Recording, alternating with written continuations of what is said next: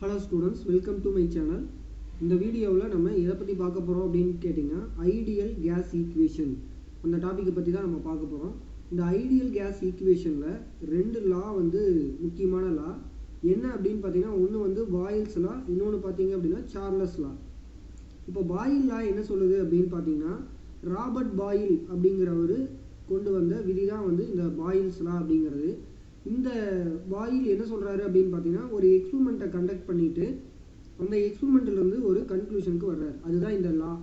சரி, இப்போ இந்த லா என்ன சொல்லுது அப்படின்னு பார்த்தீங்கன்னா அட் கான்ஸ்டன்ட் டெம்பரேச்சர், அதாவது டெம்பரேச்சரை கான்ஸ்டண்ட்டாக வைக்கும்போது pressure of the gas will be indirectly proportional to volume அப்படின்னு சொல்கிறாரு.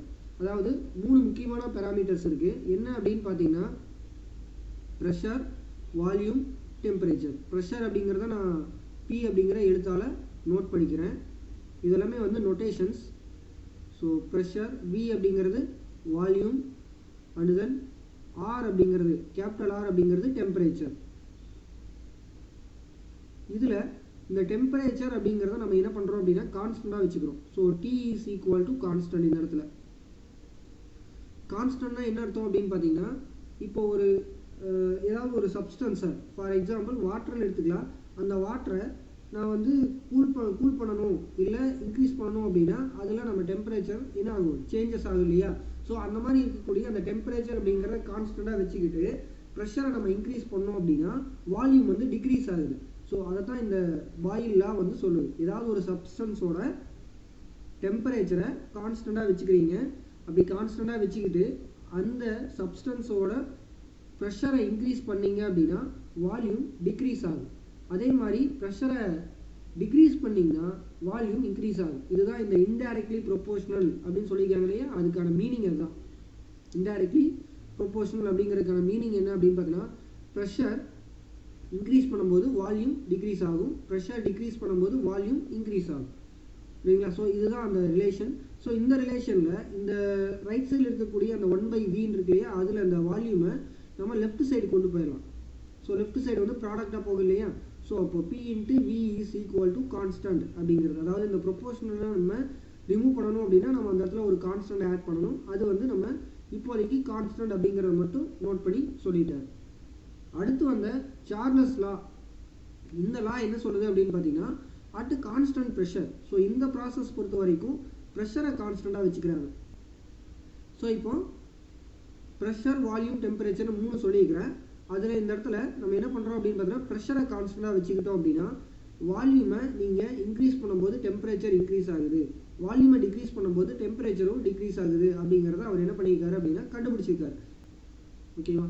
ஸோ இப்போ V ப்ரொபோர்ஷனல் டு T அப்படிங்கிறது வருது. அந்த டீயை நான் லெஃப்ட் சைடு கொண்டு வந்துட்டேன் அப்படின்னா V/T is equal to constant அப்படிங்கிறது நம்ம இந்த ஃபைனல் ஈக்குவேஷனாக கொண்டு வந்துடலாம். இப்போ இந்த ரெண்டு ஈக்குவேஷனையும் நம்ம என்ன பண்ண போகிறோம் அப்படின்னா இது ஒரு ஈக்குவேஷன், இது ஒரு ஈக்குவேஷன், ரெண்டு ஈக்குவேஷனையும் நம்ம மெர்ஜ் பண்ண போகிறோம். மெர்ஜ் பண்ணுறதுனா என்ன அர்த்தம் அப்படின்னு பார்த்தீங்கன்னா ரெண்டுமே வந்து ரிலேட் பண்ண போகிறோம்.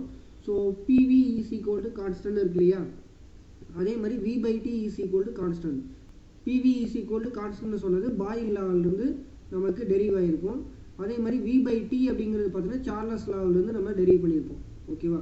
ஸோ இப்போ இந்த ரெண்டு ஈக்குவேஷனையும் என்ன பண்ணுறோம் அப்படின்னா மெர்ஜ் பண்ணோம் அப்படின்னா PV ப்ரொபோர்ஷனல் டு T அப்படின்ட்டு வரும். அதாவது நமக்கு ரைட் சைடில் T இருந்துச்சு, லெஃப்ட் சைடில் P, அதே மாதிரி V, இது ரெண்டுமே பார்த்தீங்கன்னா ஈக்குவல் டு கான்ஸ்டன்ட் வரும். V/T is equal to constant வரும். ஸோ அப்போது V வந்து லெஃப்ட் சைடு இருக்குது, Tயை வந்து நம்ம ரைட் சைடு கொண்டு போயிட்டோம் அப்படின்னா P × V ப்ரொபோர்ஷனல் டு Tன்னு சொல்லலாம். Or otherwise PV is equal to constant × Tன்னு சொல்லலாம். இந்த இடத்துல கான்ஸ்டன்ட் அப்படிங்கிறது என்ன அப்படின்னா μr அப்படிங்கிற ரெண்டு டேர்மை தான் இந்த இடத்துல கான்ஸ்டன்ட் அப்படின்னு சொல்கிறாங்க. இது வரைக்கும் நம்ம கான்ஸ்டன்ட் போட்டு வந்தோம் இல்லையா, அதுதான் μr அப்படிங்கிறது. சரி, இந்த இடத்துல μ அப்படிங்கிறது என்ன அப்படின்னா number of moles in a sample. அதாவது நம்பர் ஆஃப் மோல் எடுத்துருப்போம் இல்லையா, ஒரு பர்டிகுலர் சப்ஸ்டன்ஸ் எடுத்து அதில் வந்து இந்த எக்ஸ்பெரிமெண்ட்டெல்லாம் கண்டக்ட் பண்ணி இந்த ரிலேஷனை கொண்டு வந்திருப்போம். அதில் நம்ம வந்து என்ன பண்ணுறோம் அப்படின்னா எவ்வளோ மோல் எடுத்தீங்க அப்படிங்கிறது மியூ. புரியுதா? எவ்வளவு மோல் எடுத்தீங்க அப்படிங்கிறது மியூ. ஸோ மோல் அப்படிங்கிறது நம்ம மோல் கான்செப்ட்லேருந்து வரும். ஸோ கெமிஸ்ட்ரியில் பார்த்தீங்கன்னா மோல் அப்படிங்கிற இதை வந்து படிச்சிருப்பீங்க. அதாவது எந்த ஒரு நீங்கள் ஏதாவது ஒரு குவான்டிட்டியை மோல் அப்படின்னு சொல்லலாம். புரியுதா? So through out the process பார்த்தீங்கன்னா நீங்கள் அதை வந்து என்ன பண்ணிக்கணும் அப்படின்னா கான்ஸ்டண்ட்டாக வச்சுக்கணும். அதுதான் இந்த இடத்துல மீனிங். ஸோ மியூ அப்படிங்கிறது பார்த்தீங்கன்னா நம்பர் ஆஃப் மோல்ஸ். மோல் அப்படிங்கிறது என்ன, ஒரு பர்டிகுலர் அமௌண்ட் ஆஃப் மேட்டர் அப்படின்னு நம்ம சொல்லலாம். ஸோ ஆர் அப்படிங்கிறது என்ன அப்படின்னா இந்த இடத்துல யூனிவர்சல் கேஸ் கான்ஸ்டன்ட். இந்த இடத்துல மோல் எடுத்துக்கிட்டிங்கன்னா நீங்கள் யூனிவர்சல் கேஸ் கான்ஸ்டண்ட்டை எடுத்துக்கணும். So 8.314 kilo joule by mole kelvin அப்படிங்கிறது அதோட கான்ஸ்டன்ட் வேல்யூ. இது வந்து கான்ஸ்டன்டான வேல்யூ. அப்போ PV by T is equal to mu r வருமா. ஸோ எகெயின் ரைட் சைடில் இருக்கக்கூடிய அந்த டீயை நம்ம லெஃப்ட் சைடு கொண்டு வந்தோம்னா டினாமினேட்டருக்கு வரும். ஸோ அப்போ PV by T is equal to constant வரும். ஏன்னா மியூ ஆர் அப்படிங்கிறது நீங்கள் த்ரூ அவுட் த ப்ராசஸ் வந்து சேமாக தான் இருக்க போகுது. அதனால PV by T is equal to constant அப்படின்ட்டு வரும்.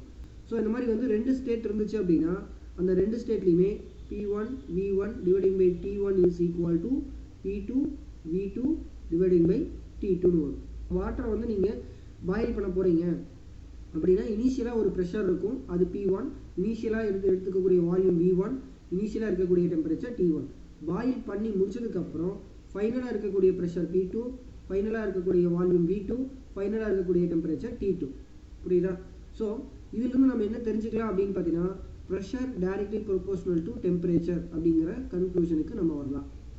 ரெண்டு ஈக்குவேஷன்லையுமே பார்த்தீங்க அப்படின்னா டெம்பரேச்சர் அப்படிங்கிறது நமக்கு ப்ரெஷர் இன்க்ரீஸ் ஆச்சுன்னா டெம்பரேச்சர் இன்க்ரீஸ் ஆகும் அப்படிங்கிறத நம்ம சொல்லியிருப்பாங்க. So pressure is increased temperature will be more. So வந்து ஒரு இடத்துல ப்ரெஷர் அதிகமாக இருக்குது அப்படின்னா அந்த இடத்துல டெம்பரேச்சர் அதிகமாக இருக்கும். ஸோ இதான் வந்து ஐடியல் கேஸ் ஈக்குவேஷன் அப்படிங்கிறது. இந்த இடத்துல இன்னொரு விஷயம் இருக்குது. என்ன அப்படின்னு பார்த்தீங்கன்னா இந்த இடத்துல மியூக்கு பதிலாக நம்ம என்ன பண்ணலாம் அப்படின்னா PV is equal to small m capital R capital T use பண்ணலாம். ஸோ இப்படி யூஸ் பண்ணலாம். இந்த இடத்துல ஸ்மால் m அப்படிங்கிறது எவ்வளோ அப்படின்னா 1 kg per kgக்கு நீங்கள் கால்குலேட் பண்ணிக்கலாம். ஸோ ஒரு கிலோகிராம் அந்த அளவுக்கு நீங்கள் எடுத்துக்கிட்டீங்க அப்படின்னா மினிமம் சொல்கிறேன். ஸோ இப்போ R அப்படிங்கிறது பார்த்தீங்கன்னா 0.287 kilo joules by kilogram kelvin. புரியுதா? ஸோ இப்போ இந்த R அப்படிங்கிறது கேஸ் கான்ஸ்டன்ட். இந்த இடத்துல கேபிட்டல் ஆர்னு சொல்லிக்கூட இது வந்து கேஸ் கான்ஸ்டன்ட். ஸோ இதை எங்கே நீங்கள் யூஸ் பண்ணணும் அப்படின்னா மாதம் வந்து இன் டர்ம்ஸ் ஆஃப் கிலோகிராமில் யூஸ் பண்ணிங்கன்னா இந்த கேபிட்டல் ஆர் வந்து கேஸ் கான்ஸ்டண்ட்டாக எடுத்துக்கலாம். இந்த இடத்துல கேபிட்டல் ஆர் போட்டிருக்கும் இல்லையா, இது வந்து ஆக்சுவலாக என்ன எப்படி போடுவாங்க அப்படின்னா RU அப்படின்னு போட்டிருப்பாங்க. ஸோ உங்கள் புக்கில் இது மட்டும்தான் கொடுத்துருக்காங்க.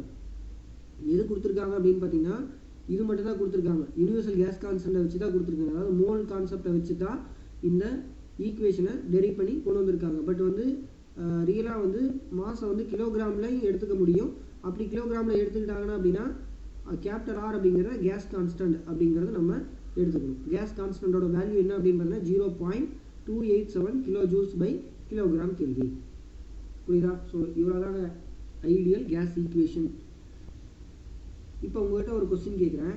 என்ன அப்படின்னு பார்த்தீங்கன்னா வாட்டரோட பாயிலிங் பாயிண்ட் வந்து அட் அட்மாஸ்பிரிக் ப்ரெஷரில் 100 டிகிரி செல்சியஸ் அப்படின்னு சொல்லியிருக்காங்க.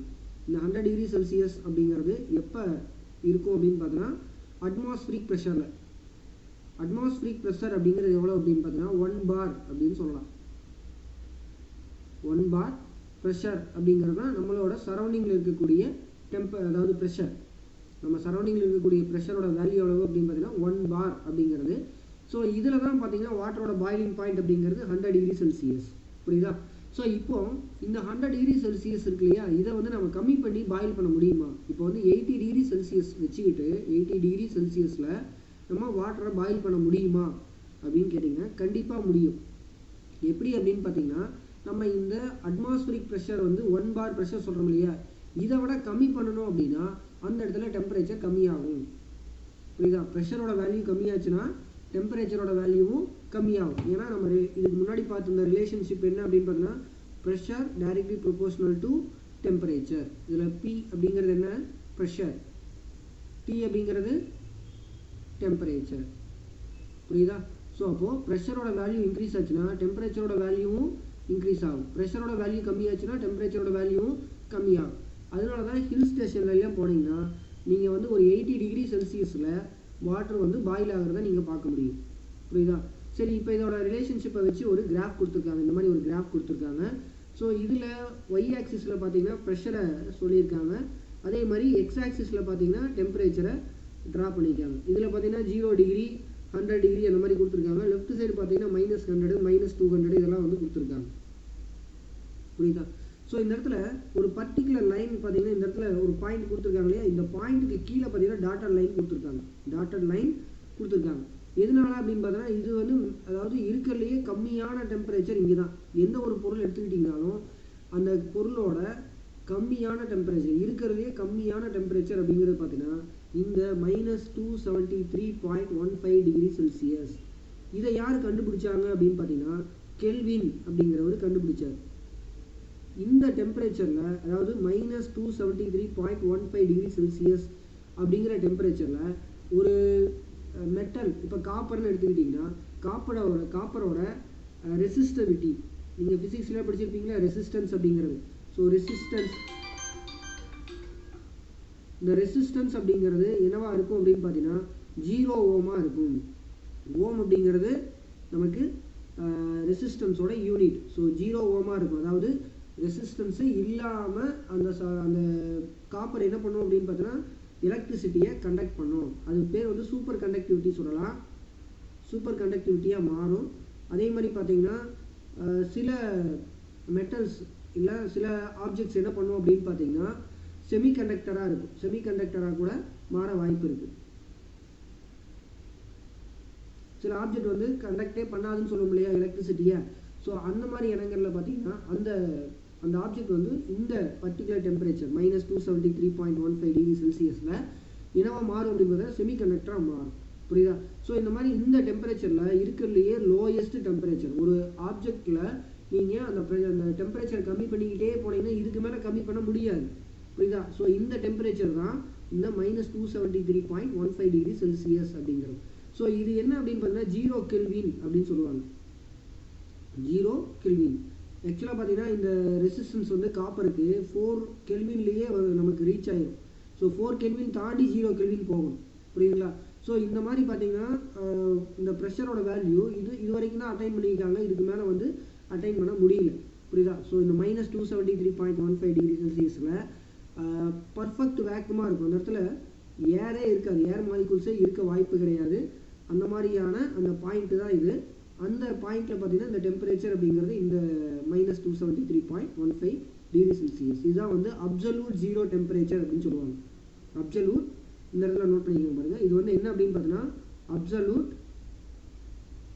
ஜீரோ டெம்பரேச்சர் அப்படின்னு சொல்லுவாங்க.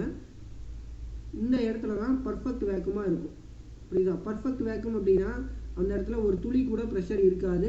ஏன் ப்ரெஷர் இருக்காதுன்னா அந்த இடத்துல கேஸே வந்து இருக்காது. புரியுதா? கேஸ் ஆர் ஏர் மாலிகூல்ஸ் எதுவுமே இருக்காது. ஸோ இதில் பார்த்தீங்கன்னா இந்த கிராஃபில் ப்ரெஷர் நீங்கள் இன்க்ரீஸ் பண்ண என்ன ஆகுது அப்படின்னு பார்த்தீங்கன்னா டெம்பரேச்சரும் இன்க்ரீஸ் ஆகுது. புரியுதா? டெம்பரேச்சர் இன்க்ரீஸ் ஆக ப்ரெஷரோட வேல்யூ இன்க்ரீஸ் ஆகுதுன்னு கூட நீங்கள் சொல்லலாம். புரியுதா? ஸோ இந்த 0 டிகிரி செல்சியஸில் இங்கே ப்ரெஷர் இருக்குது. அதே மாதிரி பார்த்தீங்கன்னா இந்த இடத்துல இந்த பாயிண்ட் வந்து டெம்பரேச்சர் 100 டிகிரி தாண்டும் போது பார்த்தீங்கன்னா ப்ரெஷரோட வேல்யூ இன்க்ரீஸ் ஆகிருக்கு. புரியுதா? ஸோ அப்போது ப்ரெஷரோட வேல்யூ இன் டர்ம்ஸ் ஆஃப் டெம்பரேச்சரை பொறுத்து இன்க்ரீஸ் ஆக வாய்ப்பு இருக்குது அப்படின்னு சொல்கிறாங்க. அடுத்து வந்து இந்த மாதிரி 3 கேஸ் எடுத்துருக்காங்க. A, B, C இந்த மாதிரி 3 கேஸ் எடுத்துக்கிட்டு அதோட பாயிண்ட்ஸை வந்து நோட் பண்ணுறாங்க. அப்படி நோட் பண்ணும்போது பார்த்தீங்கன்னா இந்த ப்ரெஷரோட வேல்யூ டெம்பரேச்சருக்கு இன்க்ரீஸாக இருக்குது. ஸோ இந்த பாயிண்டில் அந்த 3 கேஸும் பார்த்தீங்க அப்படின்னா எலக்ட்ரிசிட்டியை கண்டக்ட் பண்ணும். அதே மாதிரி ஒரு அனாமலஸ் பிஹேவியராக இருக்கும். புரியுதா? ஸோ நம்ம என்னென்னலாம் நடக்காதுன்னு நினைக்கிறோமோ அந்த பாயிண்டில் வந்து அந்த கேஸ் எல்லாத்தையுமே செய்யும். புரியுதா? அதுதான் இந்த 0 கெல்வின். இது வந்து தனிச்சுழி வெப்பநிலை அப்படின்னு சொல்லிட்டு தமிழில் சொல்லுவாங்க. புரியுதா? ஸோ இது வந்து ப்ரெஷருக்கும் டெம்பரேச்சருக்கும் இருக்கக்கூடிய ரிலேஷன்ஷிப். இந்த டெம்பரேச்சருக்கு 3 ஸ்கேல் இருக்குது. என்ன அப்படின்னு பார்த்தீங்கன்னா ஃபஸ்ட்டு வந்து டிகிரி செல்சியஸ், அதுக்கப்புறம் degree Fahrenheit and then kelvin. இந்த 3 யூனிட்டையும் வந்து நம்ம கம்பேர் பண்ணி பார்க்க போகிறோம். ஸோ ஃபஸ்ட்டு வந்து நான் இப்போ சொன்னேன் இல்லையா -273.15 டிகிரி செல்சியஸ். இது வந்து செல்சியஸ் ஸ்கேல். இது வந்து செல்சியஸ் ஸ்கேல். இது வந்து கெல்வின் ஸ்கேல். ஏன்னா கெல்வின் அப்படிங்கிறவர் தான் இந்த பாயிண்ட்டை கண்டுபிடிச்சாரு. அதனால் அதிலிருந்து வந்து என்ன பண்ணிட்டாங்க அப்படின்னா 0 கெல்வின் அப்படின்னு சொல்லிட்டு ஆரம்பிச்சுக்கிட்டாங்க. புரியுதா? ஸோ 0 கெல்வின் என்ன அப்படின்னு பார்த்தீங்கன்னா -273.15 டிகிரி செல்சியஸ் அப்படிங்கிறது. புரியுதா? ஃபாரன் ஹீட்டில் பார்த்தீங்கன்னா அதோட வேல்யூ -459.69 டிகிரி ஃபாரன் ஹீட் அப்படிங்கிறது அதோட பேஸ் வேல்யூ. அதாவது அந்த 0 கெல்வினோட வேல்யூ வந்து இது. ஸோ இப்போது இந்த கம்பேரிசன் சார்ட் பார்த்தீங்க அப்படின்னா ஐஸ் பாயிண்ட்டுக்கும் ஸ்டீம் பாயிண்ட்டுக்கும் எடுத்துக்குவாங்க. அதாவது வாட்டரோட ஐஸ் பாயிண்ட்டுக்கும் ஸ்டீம் பாயிண்ட்டுக்கும் வச்சு அதோட வேல்யூ எப்படி வருது அப்படிங்கிறத சொல்கிறாங்க. அதாவது ஒரு யூனிட்லேருந்து இன்னொரு யூனிட்டுக்கு எப்படி கன்வெர்ட் பண்ணுறது அப்படிங்கிறத சொல்கிறாங்க. இப்போ 0 டிகிரி செல்சியஸ் அப்படின்னா நமக்கு இந்த கெல்வின் பார்த்தீங்கன்னா இங்கிருந்து அதாவது இங்கிருந்து -273 வந்துச்சு இல்லையா, இங்கிருந்து -273 வந்துருக்கு. அப்போ 0 கெல்வின் இங்கே ட்ராவல் ஆகும்போது எவ்வளோ டிஸ்டன்ஸ் ட்ராவல் பண்ணணும்? 273.15 கெல்வினை ட்ராவல் பண்ணணும். 273.15 கெல்வினை ட்ராவல் பண்ணணும் இல்லையா. இங்கே வந்து மைனஸில் வருது. So degree Celsius sorry. அப்போ 0 கெல்வின் அப்படிங்கிறதுல -273 இருக்குது. அதே பார்த்தீங்கன்னா 0 டிகிரி செல்சியஸ் வந்துச்சு அப்படின்னா நீங்கள் என்ன பண்ணிக்கணும்? 273 ப்ளஸ் பண்ணிக்கணும். ஸோ 0 கெல்வின் இருக்குது, 0 கெல்வினில் -273 இருக்குது. அப்போது நீங்கள் 273 ப்ளஸ் பண்ணிங்க அப்படின்னா அந்த இடத்துல 0 கெல்வின் மாறிடும் இல்லையா. ஃபார் எக்ஸாம்பிள் இப்போ 15 டிகிரி செல்சியஸ்ன்னு இருக்குது. அதை நீங்கள் வந்து கெல்வினுக்கு மாற்றணும் அப்படின்னா என்ன பண்ணணும்? இந்த 15 டிகிரி செல்சியஸை 273 ப்ளஸ் பண்ணணும். ப்ளஸ் பண்ணிங்கன்னா எவ்வளோ கிடைக்கும்? 288 கிடைக்குதா கெல்வின். புரியுதா? அதே மாதிரி தான் நீங்கள் எந்த டெம்பரேச்சர் டிகிரி செல்சியஸில் எடுத்துக்கிட்டீங்கனாலும் அதில் கெல்வினுக்கு மாற்றுறதுக்கு இந்த 273 ப்ளஸ் பண்ணணும். இந்த இடத்துல 273.15 போட்டிருக்கீங்க, இந்த இடத்துல 273 மட்டும் போட்டிருக்கீங்க. அந்த 0.15 ஏன் எடுக்கல அப்படின்னு கேட்டிங்கன்னா ஈஸி கால்குலேஷனுக்காக அந்த மாதிரி எடுத்துக்கிறாங்க. 15ங்கிறது ரவுண்ட் ஆஃப் வேல்யூ பண்ணும்போது கேன்சல் ஆகிடும். 273 மட்டும் கிடைக்கும். புரியுதா? ஸோ அப்போ ஸ்டீம் பாயிண்ட் பார்த்தீங்கன்னா 100 டிகிரி செல்சியஸில் பாயில் ஆகுதுன்னு சொன்னோமா வாட்ரு. அப்போது 100 டிகிரி செல்சியஸ்க்கு 100 + 273 எவ்வளவு? 373 கெல்வின். அது இந்த இடத்துல போட்டாங்க. புரியுதா? ஸோ அப்போ இந்த இடத்துலையும் பார்த்தீங்க அப்படின்னா டிகிரி செல்சியஸ் வந்து ஃபாரன் ஹீட்டுக்கு மாறுறதுக்கு நமக்கு இதுக்கு முன்னாடி ஒரு ரிலேஷன்ஷிப் பார்த்துருப்போம் இந்த வீடியோவுக்கு முன்னாடி வீடியோவில்.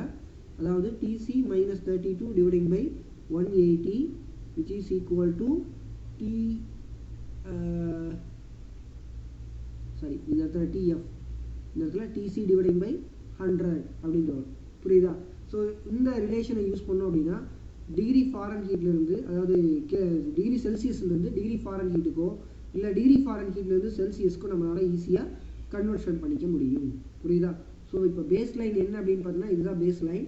அது வந்து அப்சல்யூட் 0 டெம்பரேச்சர். அந்த இடத்துல தான் பர்ஃபெக்ட் வேக்கமாக இருக்கும். அந்த இடத்துல ப்ரெஷரே இருக்காது. ஸோ ப்ரெஷரே இல்லை அப்படின்னா அந்த இடத்துல டெம்பரேச்சரும் 0வாக இருக்கும். ஸோ ஒரு ஆப்ஜெக்டில் இருக்கக்கூடிய எந்த ஒரு சப்ஸ்டன்ஸாக இருந்தாலும் சரி, சாலிட், லிக்யூட், கேஸ், இதில் நீங்கள் எதை எடுத்துக்கிட்டிங்கனாலும் இருக்கிறதுலையே கம்மியான ரொம்ப டெம்பரேச்சர் பார்த்தீங்க அப்படின்னா இந்த -273.15 டிகிரி செல்சியஸ் தான். புரியுதா? ஸோ இப்போ இந்த வீடியோவில் நம்ம comparison between kelvin, Celsius, Fahrenheit பார்த்துருக்கோம். அதே மாதிரி ப்ரெஷர் அண்டு டெம்பரேச்சருக்கான ரிலேஷன்ஷிப் பார்த்துருக்கோம். ஐடியல் கேஸ் ஈக்குவேஷன் பார்த்துருக்கோம். இந்த வீடியோ பற்றின கமெண்ட் செக்ஷன் சொல்லுங்கள். இந்த வீடியோ உங்கள் ஃப்ரெண்ட்ஸ்க்கு ஷேர் பண்ணுங்கள். அடுத்த வீடியோவில் பார்க்கலாம். பாய்.